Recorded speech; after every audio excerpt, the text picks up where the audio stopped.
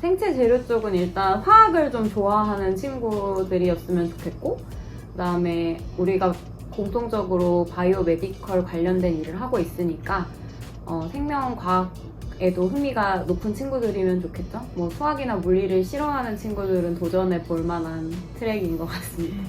근데 못해야 된다는 건 아니고요. 어쨌든 화학이나 생물을 좋아하는 학생들이면은 그래도 좀 재밌게 이해하면서 배울 수 있을 것 같아요. 저는 생체 재료 바이오 소재를 연구를 하고 있고, 특히 저희는 의료용 접착제, 조직을 붙이는 일들, 기존의 바느질로 하던 일들을 이제 재료로 다 바꿔보는 그런 일들도 하고 있고, 그리고 기본적으로는 약물을 넣어서 이제 몸에서 서서히 방출되게 하는 어떤 하이드로젤 같은 거나, 그 다음에 인공 조직 만드는 그런 재료들 개발하는 일, 그래서 되게 광범위하게 일을 하고 있고요. 연구하고 있고, 그리고 최근에는 이제 몸 안에 넣을 수 있는 그 메디컬 디바이스 관련해서 디바이스들이 몸에 안정적으로 안착할 수 있는 그런 코팅 소재들을 연구하고 있습니다.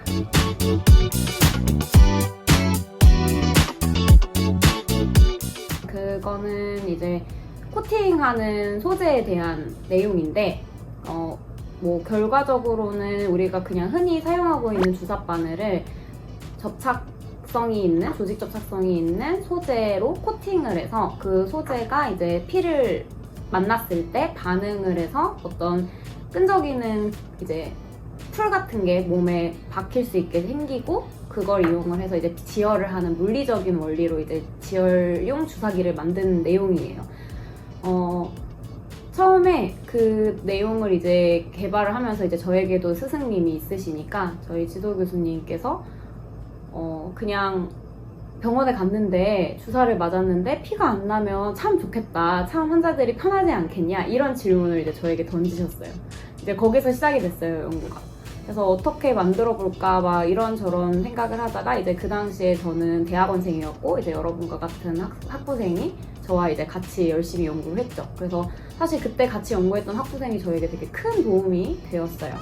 그래서 저희가 가지고 있는 접착용 소재들을 어떻게 하면 주사기에 잘 도입을 해볼까, 뭐 이런 생각들을 많이 했던 것 같은데, 뭐 제가 엄청 스마트해서 이거를 개발을 했다기보다 정말 여러 가지 시도를 정말 많이 해봤었고, 그 중에서 모든 걸 다 이제 진짜 동물에 다 한 번씩 주사를 해봤죠. 피가 언제 안 나는지 정말 다 해봤어요. 내가 할 수 있는 모든 재료들과 모든 코팅 방법들과, 그리고 뭐 처음에는 코팅이 예쁘게 될 때도 있고 안 예쁘게 될 때도 있잖아요. 그러니까 안 예쁘게 되는 거는 왜 안 예쁘게 되는지부터 연구하기 시작해서 이제 최대한 깨끗하고 이렇게 균일하게 코팅을 하고, 그 코팅된 소재에서 이제 피랑 만났을 때 어떤 일이 벌어지는지 연구하고, 이런 식으로 굉장히 단계별로 연구를 해서 결과적으로 제일 좋은 실험 조건을 찾아낸 거죠.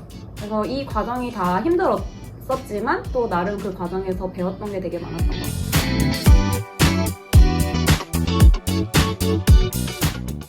조직 접착제라고 하면은 그냥 우리가 마치 종이 두 개를 갖다 붙이는 것처럼 조직 두 개를 갖다 붙이는 거죠. 근데 지금은 이제 바느질을 이용해서 우리가 실제로 의사 선생님들이 정말 바느질로 조직을 하나하나 꼬매는 그런 상태로 봉합이라는 걸 하는데, 이제 아무래도 그렇다 보면은 바늘이 실을 가지고 조직을 하나하나 투과를 해서 뭔가 연결을 해야 하니까 굉장히 조직에 손상을 유발을 할 수가 있고, 그 실이 남아서 뭔가 부가적으로 염증 반응을 유발할 수도 있고, 여러 가지 잠정적인 어떤 문제들이 있는데, 그거를 이제 저희가 사용하는 흔히 정말 풀이라고 불릴 수 있는 그런 끈적끈적한 재료를 이용해서 두 개의 찢어진 조직을 쉽게 붙이고 환자들이 움직임에도 편하게 이제 생활을 할 수 있고, 뭐 이런 데 활용할 수 있는 약간 광범위한 그런 소재들이 다 접착제에 해당하고요.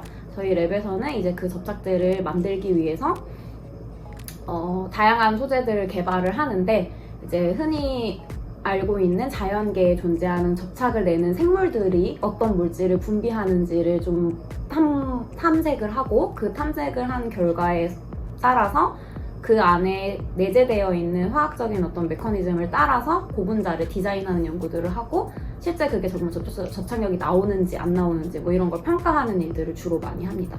그래서 접착제는 그런 연구들을 하고 있고요. 약물 전달 시스템 같은 경우도 저희 연구실에서는 주로 접착력이 있는 소재에 약물을 넣어서 그 약물이 있는 소재 자체가 몸에 들어갔을 때 안정적으로 부착이 돼서 내가 원하는 조직에서 원하는 약물이 나올 수 있게, 그래서 좀 특이적으로 약물이 방출이 잘 될 수 있는 그런 소재, 기능성 소재를 만드는 일들을 주로 하고 있어서 사실 두 개가 따로는 아니고 접착력이 있는 물질에 어떤 치료 효과까지 더해준다고 생각을 하면 돼요. 재료 트랙에 한정된 것은 아니지만 다 갈 수 있어요. 회사도 갈 수 있고, 그리고 연구소도 가실 수 있을 거고, 그리고 이제 대학원에 가셨다가 이제 학교로 오시거나 아니면 또 다른 연구소에 갈 수도 있겠죠. 그래서 여러 가지로 생각하는 대로 갈 수 있는데, 이제 그 안에서 어떤 종류의 회사를 가느냐, 뭐 여러분들이 흔히 아는 바이오가 들어가 있는 대기업들 뭐 굉장히 많잖아요. 계열사들, 삼성이나 LG, 우리나라의 큰 대기업에 있는 계열사들도 당연히 가능할 거고, 그리고 만약에 대학원을 간다면 대학원을 갔다가 이제 재료 쪽으로 열심히 연구를 해서 그 다음에 또 이제 국가연구소를 갈 수도 있을 거고, 국가연구소라 하면 뭐 화학 관련된 화학연구소가 될 수도 있고, 아니면 뭐 생명공학연구원 뭐 이런 것도 우리나라에 있거든요. 생명공학연구원도 갈 수 있을 거고, 그리고 그냥 한국과학기술연구원도 있을 수 있을 거고, 네, 그래서 여러 가지 연구소가 있습니다.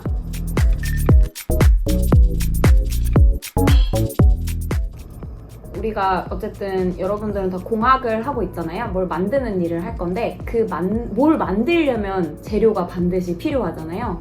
그래서 우리가 눈으로 보이는 어떤 생산물을 만드는 데 있어서 가장 기본이 되는 그런 트랙이라고 생각해요. 특히 몸속에 뭘 넣고 싶거나 몸 겉에 붙이고 싶거나, 그럼 아니면은 정말 눈으로 볼 수 있는, 그러니까 꼭 우리 몸에 뭔가 붙이지 않더라도 밖에서 사용할 수 있는 뭐 수술용 도구일 수도 있고, 병원에서 실제로 의사 선생님들이 사용하는 어떤 의료용 소모품일 수도 있고, 뭐 주사기나 아니면 이비인후과에서 사용하는 그런 단순한 나무 막대기 같은 것도 큰 범주에 다 생체 재료에 속하거든요. 그 모든 것들을